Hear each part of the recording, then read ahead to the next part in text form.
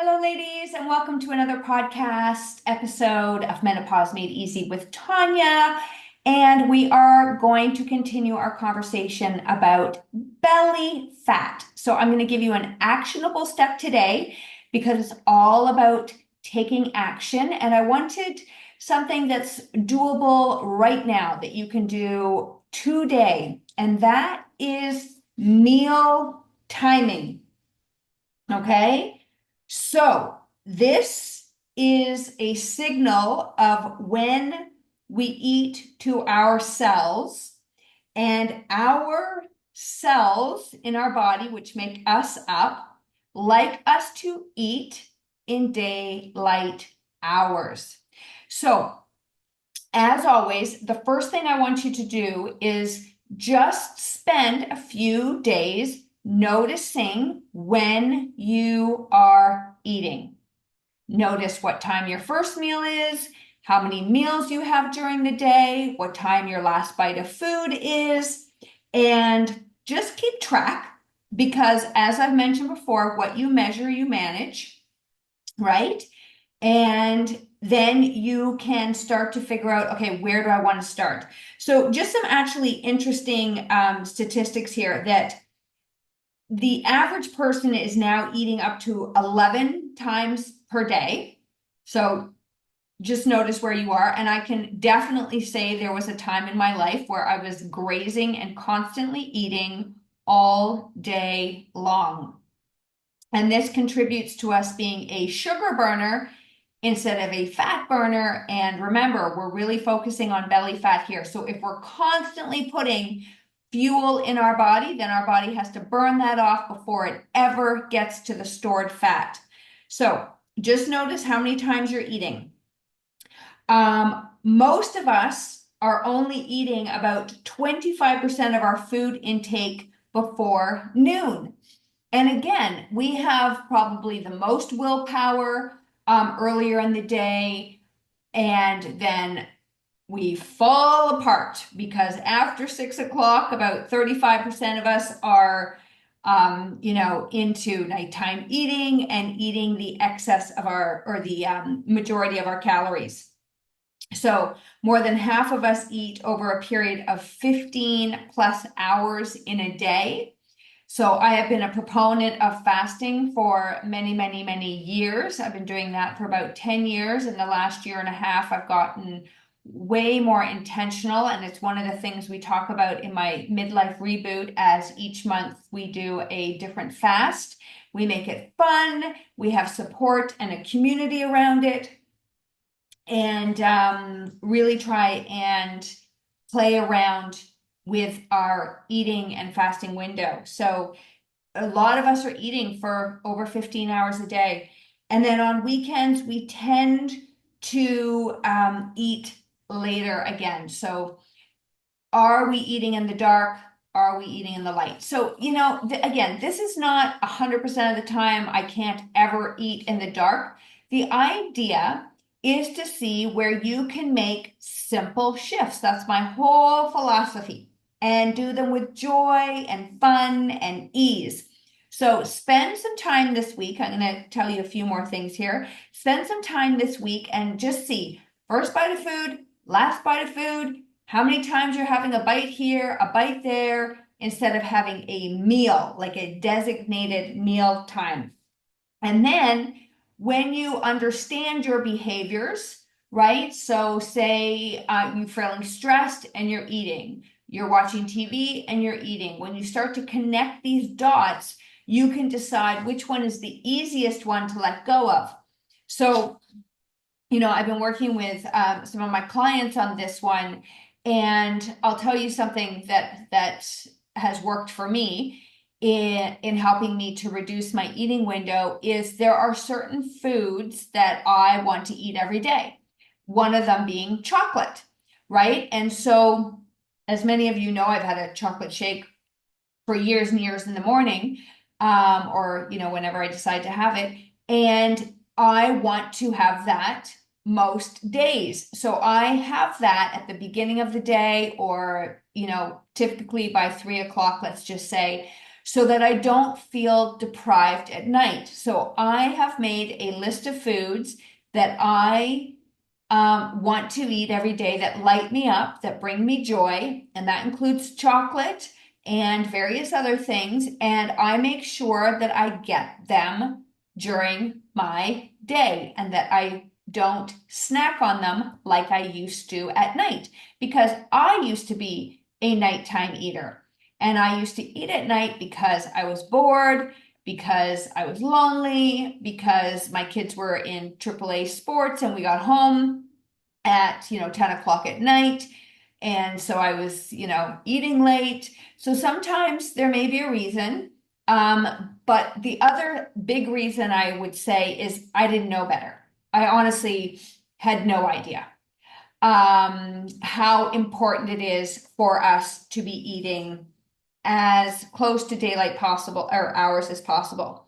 So when we eat during darkness, right, our physiology is not set up, because when it's dark, we actually want to be resting and not eating. So we want to be resting and fasting, allowing our body to heal and digest at this hour.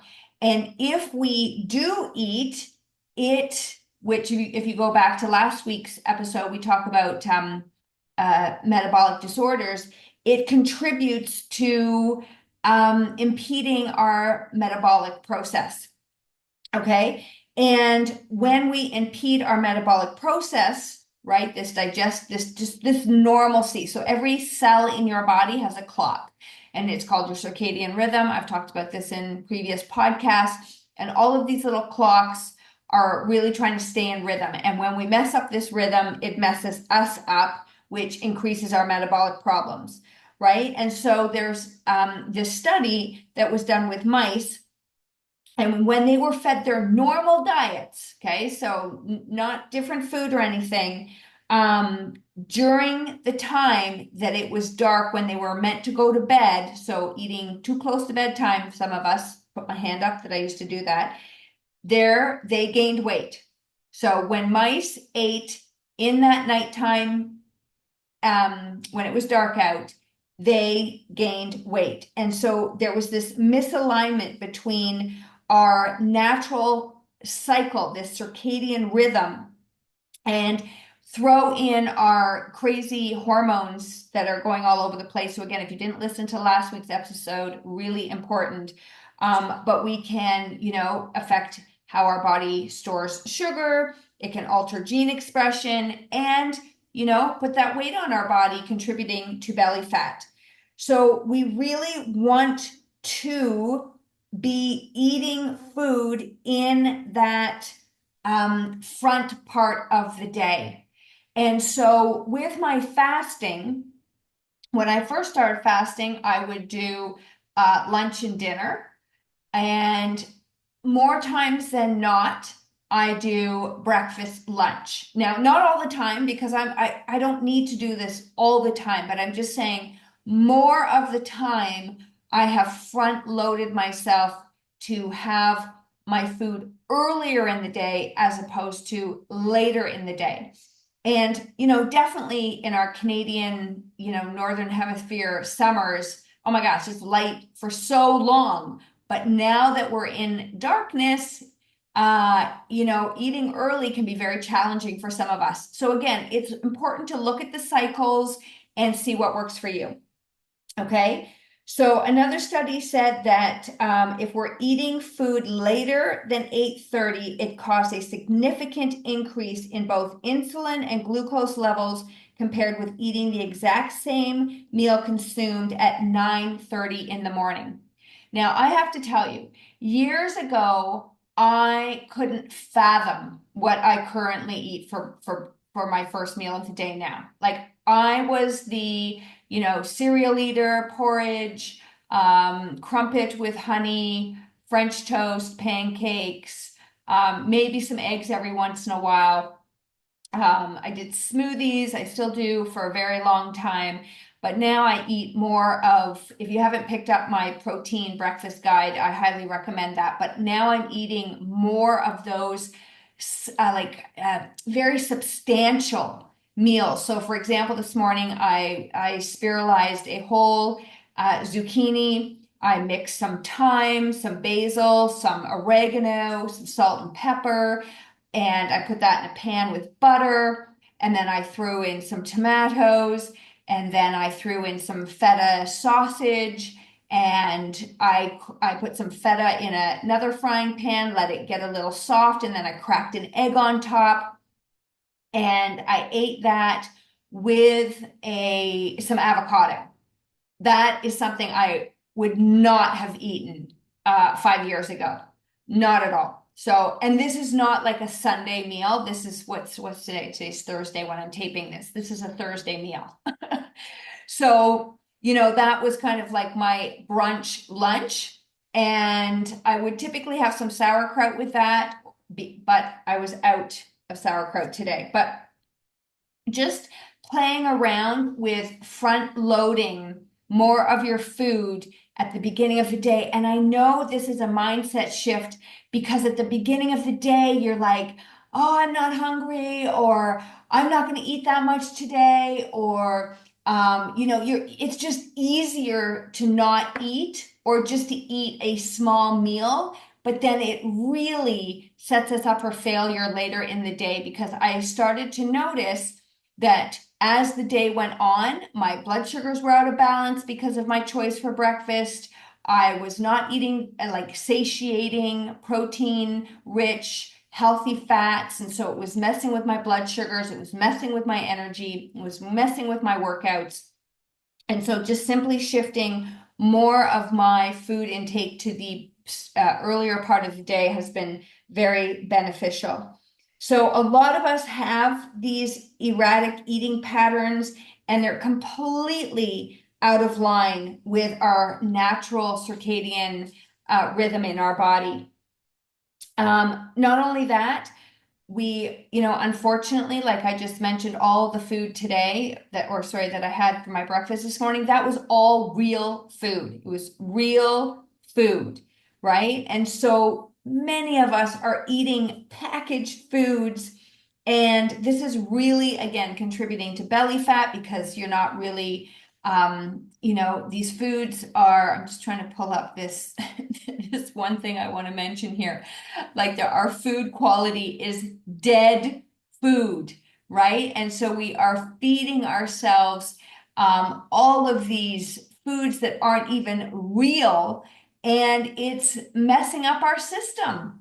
So again, just notice when you're eating, what you're eating, and that this ultra processed food, which, if, as I've said in many episodes, if your body does not recognize what you're putting in your mouth and can't use it for cellular function, it just tucks it away in a fat cell because it doesn't know what to do with it.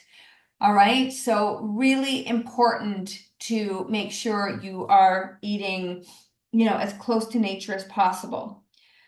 So your mission for this week is to lean into being a detective to when are you consuming food? How often are you eating food? When is your last bite of food?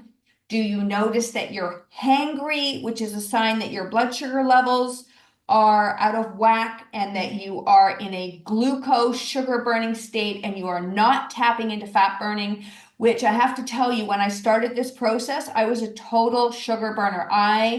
It took me longer, and it will take you a while. It will take a while. This is not a day. This is not a week. This is probably not even a month. This was months of persistent, intentional, trial and error practice for me to be able to be a sugar burner and a fat burner. Okay, because fat is stubborn and it doesn't want to leave the cell. So FYI, if we can reduce the amount of fat storage, that's the first place to begin. But we really, it takes time to flip the switch to be a fat burner.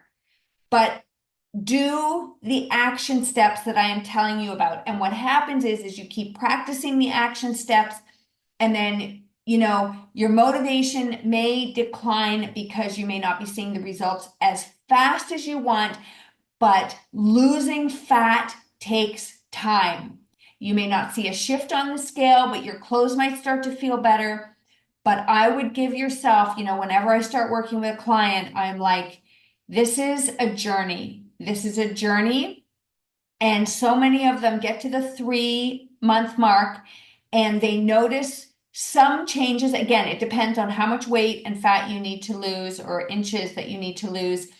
And you can see the frustration coming. And I just say, keep going. We're working on these habits that you're going to have for the rest of your life. So we have to make sure they're sustainable. We need to do some tweaking. And then they get over that 3-month mark and boom, they see a release. Okay. So it ebbs and flows. It ebbs and flows. And now they're looking back and they can feel their clothes feel better. They can see the inches coming off, and it was incrementally slow. And then all of a sudden it goes quickly, and then it may go slow again, and then it goes quickly. And that's just how it works. Okay. So, I'm going to end our episode on this. Just listen to, again, episode number 8, episode number 56, really talking about a sugar burner to a fat burner to start getting your body into fat burning mode. I give you lots of examples. I've shared some with you today to really focus on meal timing. So you can still eat the exact same amount of food. Okay, don't even worry about that right now. Just try to shorten the eating window. Try to eat when it's daylight, and then tap into, this is the mindset work. This is the other work that we've been talking about. What is the pull for you to eat when you're not hungry? What is the pull for you to eat at night? Feel it, recognize it. I had to work through this. It's fascinating if you can just sit in this discomfort and be like, oh my gosh, like I'm feeling uncomfortable. I want to eat. I'm not hungry, but why do I want to eat? And we've built this dopamine reward system that you watch TV and you eat and you feel good. And then when you feel good, that dopamine kicks in, and then it just keeps going around and around because that dopamine is the molecule of more. It just wants more and more and more. Okay. So meal timing is your focus this week. And if you can start to shift to daylight hours, you will begin to form a really good habit, which will help to shrink your belly fat. Okay? Okay. So please, ladies, share this with someone who would like to lose some belly fat and wants to take a sustainable, long-term approach, not a diet mentality approach. I thank you for listening, and I will see you in the next episode.